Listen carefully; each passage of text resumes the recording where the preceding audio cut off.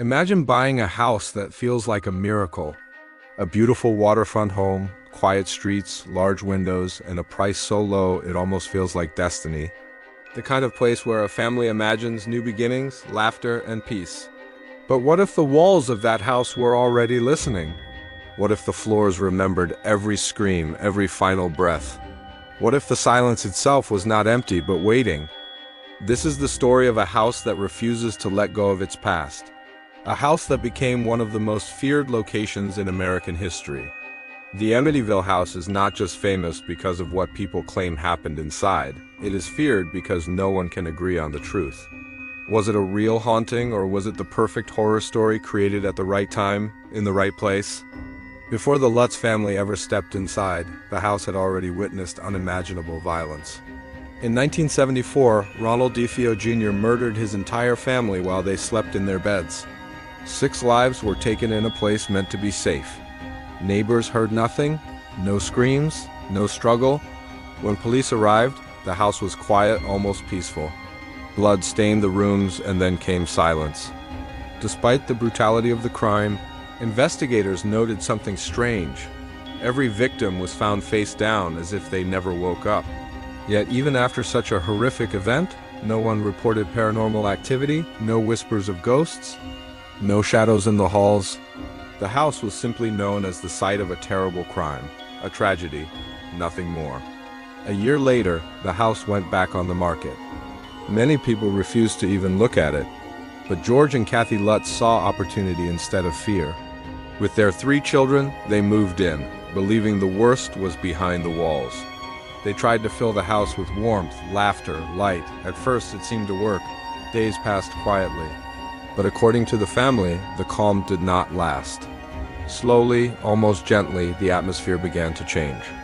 The house felt colder, even when the heat was on. Rooms that once felt welcoming suddenly felt heavy. Strange smells appeared without explanation, sometimes sweet, sometimes rotting, always gone before they could be traced. At night, sounds echoed through the house. Soft footsteps, knocking, the sound of doors opening and closing when no one was there. George Lutz claimed he began waking up every night at exactly 3:15 a.m. The same time the DeFeo murders were believed to have occurred, it wasn't just once or twice. It happened again and again.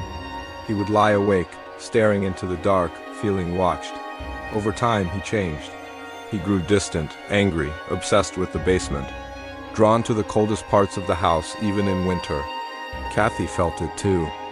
She spoke of disturbing dreams, violent visions, and the constant feeling that something unseen was following her through the rooms. The children were not spared. They claimed to see shapes standing in corners, figures watching them sleep. One imaginary friend, they said, spoke in a voice that did not belong to a child. The family believed the house was alive, that it responded to fear, that something dark had been awakened by violence and now refused to rest. Green slime was said to drip from walls and ceilings. Objects moved without being touched. Voices whispered names in empty rooms. The house no longer felt like a home. It felt like a trap. After just 28 days, the Lutz family fled in the middle of winter, leaving behind furniture, clothes, and nearly everything they owned. They never returned. Their story did not stay quiet. It spread fast. Interviews followed. Headlines appeared. The house became famous almost overnight. People stared at photographs, claiming they felt fear just by looking at it. The windows, shaped like eyes, seemed to watch back. Each retelling added more detail, more fear, more darkness. Soon, paranormal investigators and demonologists became involved. A seance was held inside the house. Those present claimed violent spiritual reactions. Some reported unseen forces. Others spoke of overwhelming dread and shadowy figures. Audio recordings and photographs were said to capture something not human. The story grew beyond the Lutz family.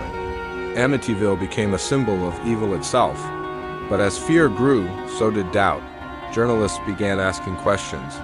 Police records were examined. There were no emergency calls from the house. No reports of disturbances. Officers who had visited said nothing unusual was ever observed.